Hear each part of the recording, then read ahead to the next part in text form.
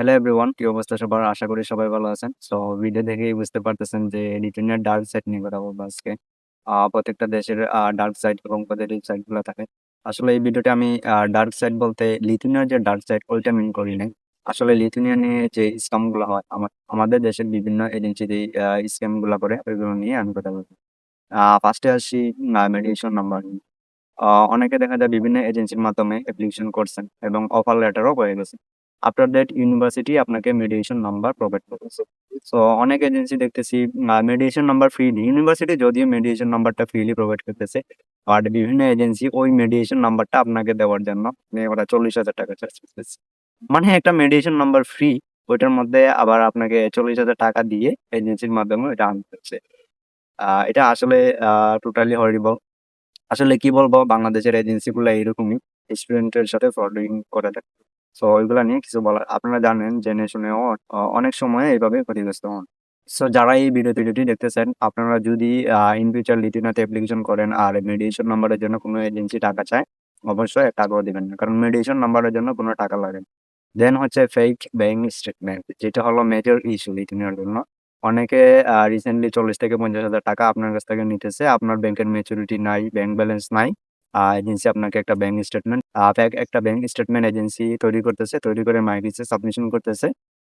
দেন interview নিতেছে, visa rejection নিতেছে। So ওইটা আসলে টোটালি আপনারই দোষ আমি বলবো। মানে নিজের ব্যাংক স্টেটমেন্ট না দিয়ে এজেন্সির দ্বারস্থ হচ্ছে, এজেন্সি 40,000 থেকে 50,000 টাকা নিতেছে, নিয়ে আপনাকে ফেক ব্যাংক স্টেটমেন্ট ধরিয়ে দিচ্ছে, আপনার ভিসা রিজেকশন হচ্ছে। সো যারা অ্যাপ্লিকেশন করবেন, please try to give your own bank statement. নিজের ব্যাংক স্টেটমেন্ট ছাড়া এটা আসলে পসিবল না।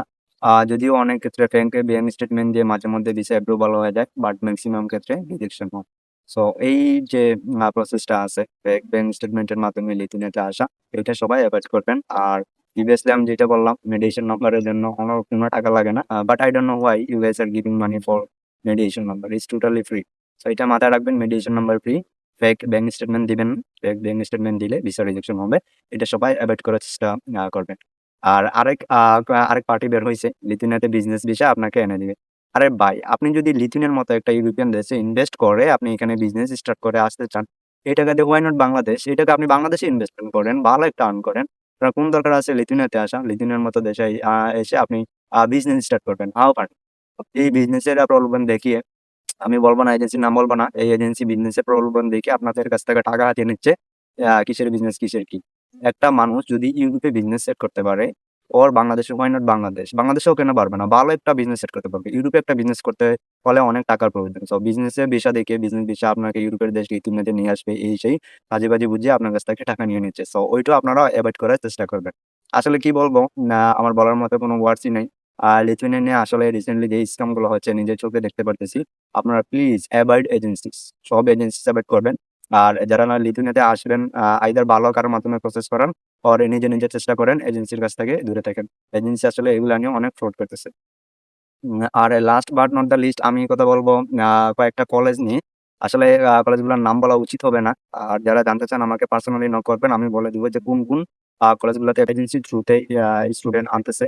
সো আপনি এই কলেজগুলোতে অ্যাপ্লিকেশন করবেন, আপনাকে ওরা অফার লেটার দিবে না, কিছু দিবে না, কারণ ওরা এজেন্সির সাথে কানেক্টেড। যে এজেন্সি গুলা স্টুডেন্ট ওদেরকে প্রোভাইড করে। সো এজেন্সির স্টুডেন্ট না হলে আপনাকে অফার লেটার ইস্যু করে দিবে। বাট ফাইনালি ভিসা হবে কিনা জানি না, কয়েকটা ভিসা হয়, কয়েকটা ভিসা হয় না, এরকম। সো কয়েকটা কলেজ মিলে স্ক্যাম করতেছে, এই কলেজগুলো সবাই অ্যাভয়েড করবেন, কারণ এই কলেজগুলো নিয়ে বিজনেস হচ্ছে।